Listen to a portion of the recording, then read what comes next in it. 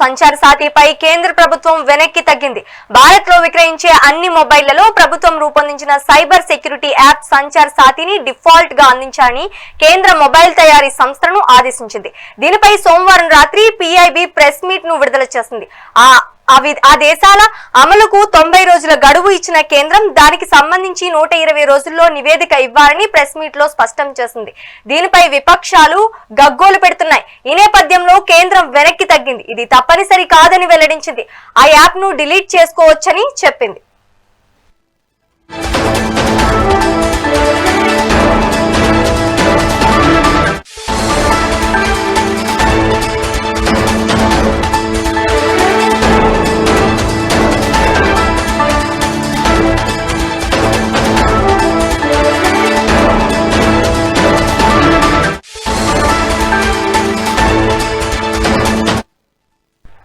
సంచార్ సాథీపై కేంద్ర ప్రభుత్వం వెనక్కి తగ్గింది. భారత్ లో విక్రయించే అన్ని మొబైళ్లలో ప్రభుత్వం రూపొందించిన సైబర్ సెక్యూరిటీ యాప్ సంచార్ సాథీని డిఫాల్ట్ గా అందించాలని కేంద్రం మొబైల్ తయారీ సంస్థను ఆదేశించింది. దీనిపై సోమవారం రాత్రి పిఐబి ప్రెస్ మీట్ ను విడుదల చేసింది.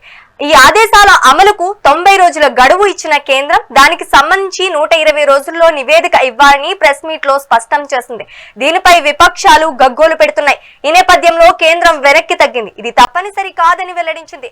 ఆ యాప్ ను డిలీట్ చేసుకోవచ్చని చెప్పింది.